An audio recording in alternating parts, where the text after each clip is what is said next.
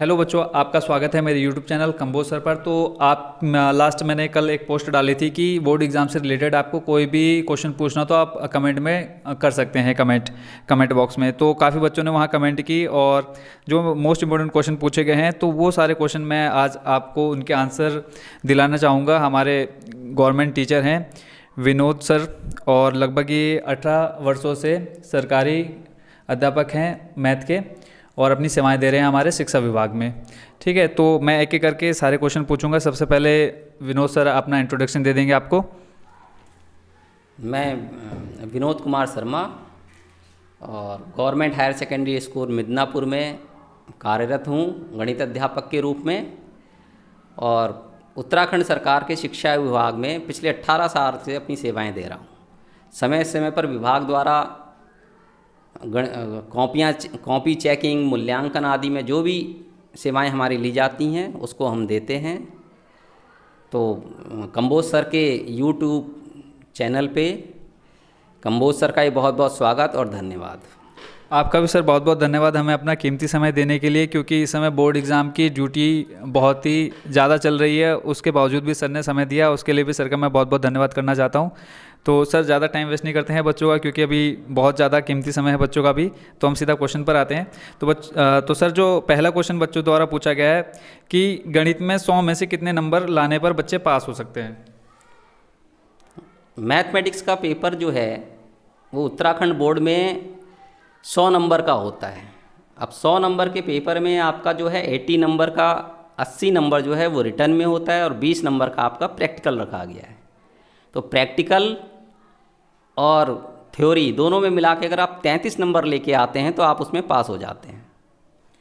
ठीक है, धन्यवाद सर। नेक्स्ट जो क्वेश्चन आया है वो है, बच्चों ने पूछा है, माना अगर किसी विषय में 20 नंबर पेपर में आए और 20 नंबर प्रैक्टिकल में, तो क्या हम पास हो सकते हैं? क्योंकि टोटल 40 मार्क्स हो रहे हैं, दोनों अगर मिला दें हम, थ्योरी और प्रैक्टिकल मिला करके। सर जी हाँ, बिल्कुल। अगर किसी भी स्टूडेंट्स के 20 नंबर आपके थ्योरी में आते हैं और 20 नंबर प्रैक्टिकल में आते हैं तो आप टोटल 40 मार्क्स हो गए आपके, तो आप पास हो जाएंगे।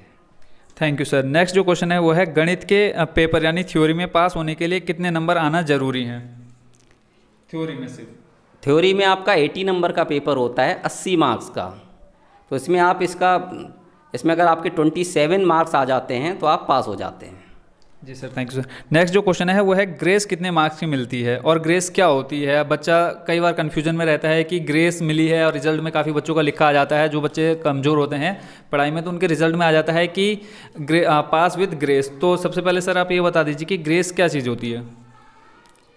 ग्रेस हमारे उत्तराखंड के जो शिक्षा विभाग में है, वो ग्रेस की जो कल्पना है वो ये है कि बच्चा अगर कुछ थोड़े नंबर से रुक जाता है तो उसको थोड़े 8 नंबर का मार्क्स देके उसको हम अगली क्लास में प्रमोट कर देते हैं। तो उत्तराखंड सरकार के विद्यालय शिक्षा विभाग में आपको टोटल 2 सब्जेक्ट में 8 मार्क्स की ग्रेस मिलती है। Thank you sir. अब इसमें क्वेश्चन पूछा है जो नेक्स्ट है वो भी ग्रेस से रिलेटेड है। इसमें कहा है बच्चों ने कि गणित और विज्ञान में कितने नंबर की ग्रेस मिलती है? अगर बच्चा कमज़ोर है और गणित और विज्ञान दोनों विषयों में अगर उसके कम मार्क्स आ रहे हैं, और ग्रेस जैसा आपने कहा 8 नंबर की ग्रेस है, तो दोनों विषयों में कितने कितने नंबर मिल सकते हैं बच्चों को? हमारे विभाग द्वारा ग्रेस जो है वो मैक्सिमम 8 नंबर का फिक्स किया गया है। अब 2 सब्जेक्ट को आप 8 नंबर में, जहाँ पे आपकी जितनी आवश्यकता होगी, अगर एक सब्जेक्ट में आपको 6 नंबर की ज़रूरत पड़ रही है पास होने के लिए और एक सब्जेक्ट में आपको 2 नंबर की पड़ रही है, तो आपको एक सब्जेक्ट में 6 नंबर का ग्रेस मिल जाएगा और एक में 2 का मिल जाएगा। टोटल मिला के 8 नंबर का ग्रेस आपको मिल जाएगा और आप पास हो जाएंगे। Thank you sir. अब जैसा सर का कहना है कि आप मैक्सिमम 2 ही सब्जेक्ट में ग्रेस ले सकते हैं। ग्रेस का फ़ायदा सिर्फ आपको 2 विषयों में मिलता है। अगर आप 3 विषयों में अगर आपके कम नंबर आ रहे हैं तो आपको 2 विषयों में मिलेगी, और 3 विषय में तो आप फेल होंगे। आपके रिजल्ट जो आएगा उसमें फेल लिखा आएगा क्लियरली। Thank you sir. जैसे आपने बता दिया कि 8 नंबर की ग्रेस मिलती है, तो बच्चे फिर एक क्वेश्चन ज़रूर पूछेंगे कि जो प्रैक्टिकल वाले सब्जेक्ट हैं तो उसमें ग्रेस किस अकॉर्डिंग दी जाती है? तो सर वो भी आप क्लियर कर दीजिए। जी कंबोज सर, ग्रेस का जो रूल्स है वो अलग अलग सब्जेक्टों में अलग अलग तय किया गया है। जैसे जिन सब्जेक्टों में प्रैक्टिकल है, हाई स्कूल लेवल पे 3 सब्जेक्टों में प्रैक्टिकल होता है आपका, विज्ञान, गणित और समाजी विज्ञान। इन तीनों सब्जेक्ट में अगर आप प्रैक्टिकल और थ्योरी में मिलाकर आप अगर 33 मार्क्स लाते हैं तो आप पास हो जाते हैं। लेकिन अगर आपके इन तीनों सब्जेक्टों में आप प्रैक्टिकल और ग्रेस के लिए प्रैक्टिकल और थ्योरी में अलग अलग मार्क्स का अलग अलग परसेंटेज लाने की बहुत अधिक आवश्यकता पड़ती है, और ये रूल्स बहुत क्लियर नहीं होते हैं बच्चों को, इसलिए वो बहुत अधिक कन्फ्यूजन में रहते हैं। इसलिए मैं कंबोज सर के जो यूट्यूब का चैनल, इसके माध्यम से सारे बच्चों को अवगत कराना चाहता हूँ कि प्रैक्टिकल के जो तीनों सब्जेक्ट हैं, इसमें आपको ग्रेस के लिए प्रैक्टिकल और थ्योरी दोनों में अलग अलग पास होना बहुत ज़रूरी है। अगर आप ग्रेस के लिए थ्योरी में 25% से कम मार्क्स लेके आएंगे तो आपको ग्रेस नहीं मिलेगा किसी भी हालत में। 25% थ्योरी में आने बहुत ज़रूरी हैं, इसलिए ये ध्यान रखें पेपर करते समय कि आपके जो थ्योरी में हैं वो 25% आएँ किसी भी तरीके से। Thank you sir. तो आई होप बच्चों आपका जो डाउट होगा ग्रेस को लेकर के क्लियर हो गया होगा। और एक चीज़ मैं और बता दूं कि अगर जो आपके प्रैक्टिकल के सब्जेक्ट है, तीन है, आप जैसे आपको पता होगा मैथ, साइंस और सामाजिक, तो इन तीनों में आपको कम से कम 80 में से 20 नंबर लाने बहुत ही ज़रूरी हैं, तभी आप ग्रेस का फ़ायदा ले सकते हैं। ठीक है, नेक्स्ट जो क्वेश्चन है वो है सर कि गणित में 6 नंबर वाले प्रश्न को अगर बच्चे ने थोड़ा सा भी हल किया है, 2-3 स्टेप कर दिए हैं, तो क्या उसमें नंबर मिलेंगे या टोटल क्वेश्चन ही रॉन्ग हो जाएगा सर? ये जो क्वेश्चन है बहुत अच्छा है, और जितने भी बच्चे हैं उनके लिए बहुत ही अच्छा क्वेश्चन है। वो इसलिए क्योंकि नई जो पॉलिसी है, जो भी आपकी मार्किंग का जो सिस्टम गवर्नमेंट ने जो बना रखा है, आप जितना सही करते हैं, 6 नंबर का क्वेश्चन आपने सॉल्व करना शुरू किया और आपने उसमें 6 नंबर में से 3 स्टेप कर दिए, 3 स्टेप आपके सही हैं और लास्ट में आंसर आपका गलत हो गया, तो 3 स्टेप की जो मार्किंग होगी वो आपको मिल जाएगी। ठीक है, थैंक यू सर। नेक्स्ट जो क्वेश्चन है वो है लिखित और प्रैक्टिकल मिलाकर 33 नंबर है, तो क्या बच्चा पास है लिखित और थ्योरी में अगर 33 नंबर आ रहे हैं? जी सर, जी कंबोज सर। जी थैंक यू सर। नेक्स्ट है कि एक बच्चे ने क्वेश्चन पूछा है कि रिजल्ट कब तक आएगा, जैसे भी बोर्ड एग्जाम चल रहे हैं तो इनका रिजल्ट कब तक आएगा, क्योंकि कोरोना की वजह से काफ़ी दिक्कतें आई, बच्चों ने देखा, और बच्चे काफ़ी उत्साहित भी रहेंगे इस बार, क्योंकि जो लास्ट आपका पेपर हुआ था बोर्ड एग्ज़ाम का, तो उसमें बच्चे प्रमोट हुए थे, तो उनको क्लियरली था कि बच्चे पास हो जाएंगे, बट इस बार बच्चों के मन में उत्साह है कि मार्क इस बार आप बच्चे पेपर दे रहे हैं और रिजल्ट का उनको बेसब्री से इंतजार रहेगा, तो सर कब तक आने की उम्मीद इस बार जताई जा सकती है रिजल्ट? अभी तो हमारे उत्तराखंड बोर्ड की कॉपियां जो हैं वो 21 अप्रैल से चेक होनी शुरू होंगी, और उसके बाद जो संभावित रिजल्ट है वो मई लास्ट में आ जाएगा।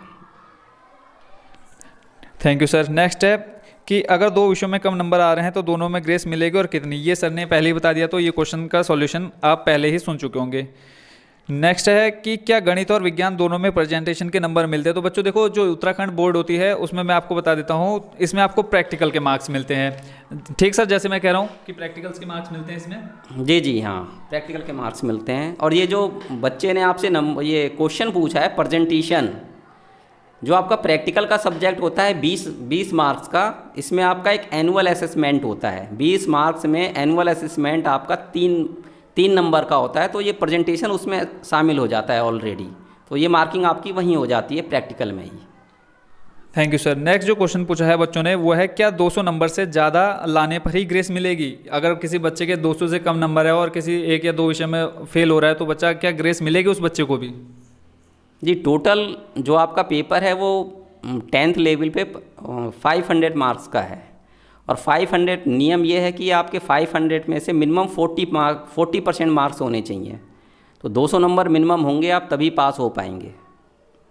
Thank you sir. फिर नेक्स्ट है कि बोर्ड पेपर में कॉपी कैसे चेक होती है, क्योंकि कई बार बच्चे कहते हैं कि हमारी कॉपी ठीक से चेक नहीं हुई है, और कई बार कहते हैं कि शायद जो टीचर कॉपी चेक करने वाले हैं उनका ध्यान नहीं अच्छे से, या उनका बिल्कुल कॉन्सेंट्रेट नहीं होगा कॉपी चेक करने में। तो सर आप एक क्लियर कर दीजिए कि बच्चे इस कन्फ्यूजन में ना रहें कि उनकी कॉपी गलत तरीके से चेक हुई है।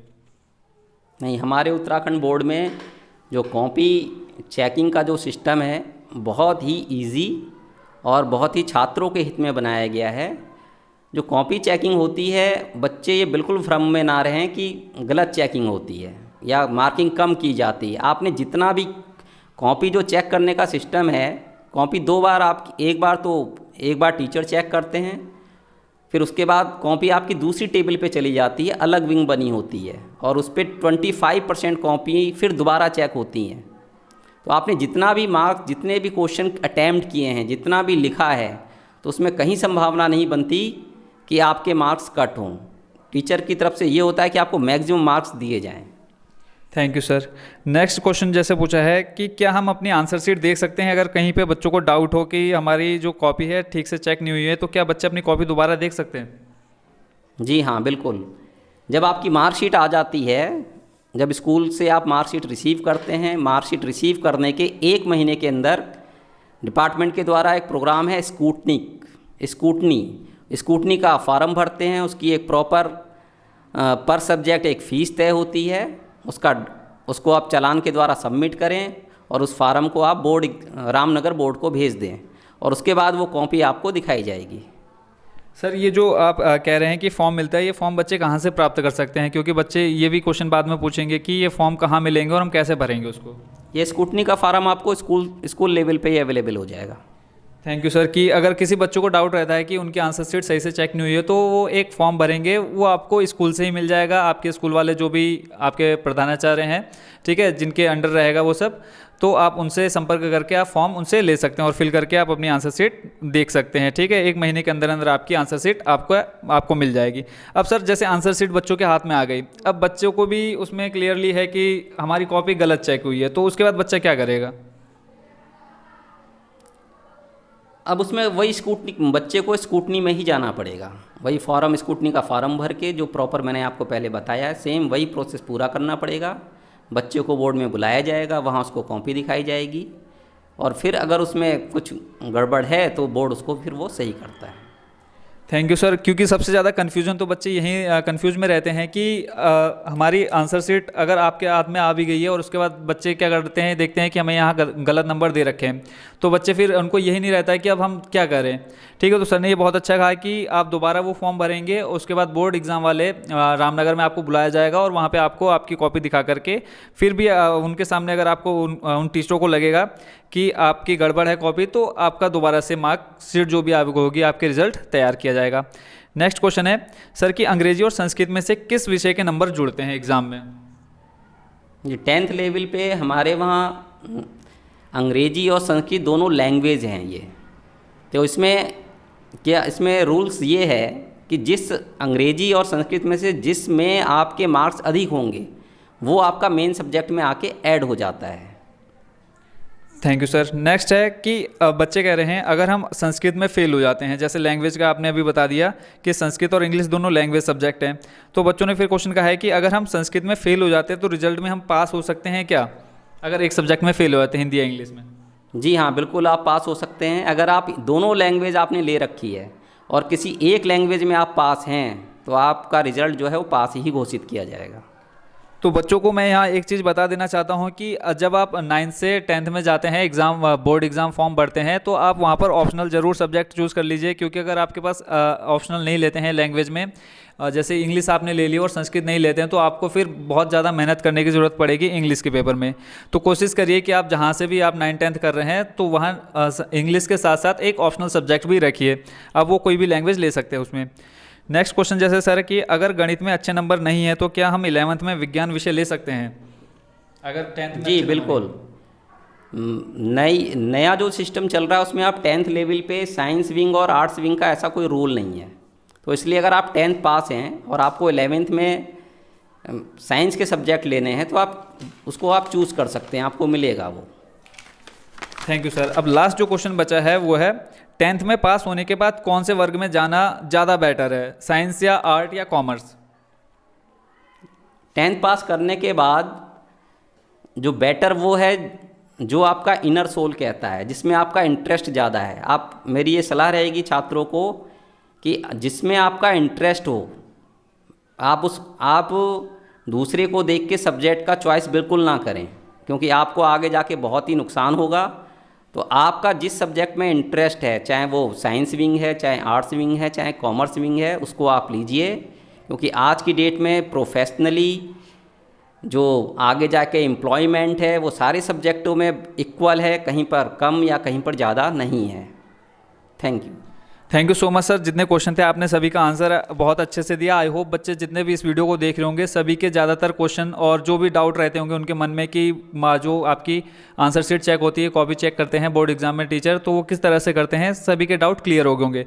तो लास्ट में सर से मैं एक चीज़ और कहना चाहूँगा कि सर इन बच्चों के लिए आप कोई मैसेज देना चाहेंगे जो अभी 10th पास आउट हो जाएंगे और जो किसी वजह से वापस 10th क्लास दोबारा करेंगे या फेल हो जाएंगे, तो सर उनके लिए कोई मैसेज आप?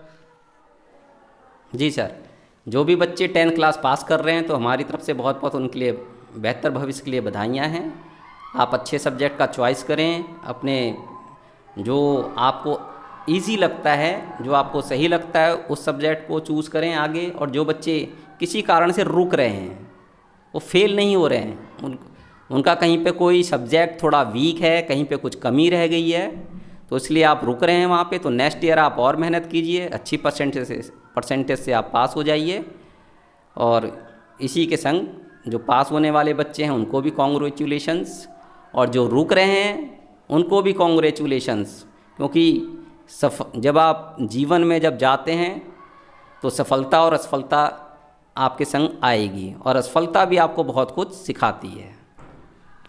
Thank you sir. अब एक क्वेश्चन जो है मेरे मन में ये भी है कि जैसे बच्चे किसी एक सब्जेक्ट में फेल हो जाते हैं, ज़्यादातर हम जैसे डिग्री कॉलेज में हम देखते हैं कि किसी एक सब्जेक्ट में या किसी एक पेपर में बच्चा फेल हो जा रहा है, तो उसका वापस एक बैक पेपर या स्पेशल बैक पेपर का फॉर्म भरा जाता है, तो बच्चा क्या होता है उसी एक पेपर को दे करके नेक्स्ट क्लास में प्रमोट हो जाता है। तो क्या सर उत्तराखंड बोर्ड में भी ऐसा है क्या? 10th 12th क्लास में अगर हम पूछना चाहें आपसे, तो क्या ऐसी कंडीशन है 10th और 12th बच्चों के लिए?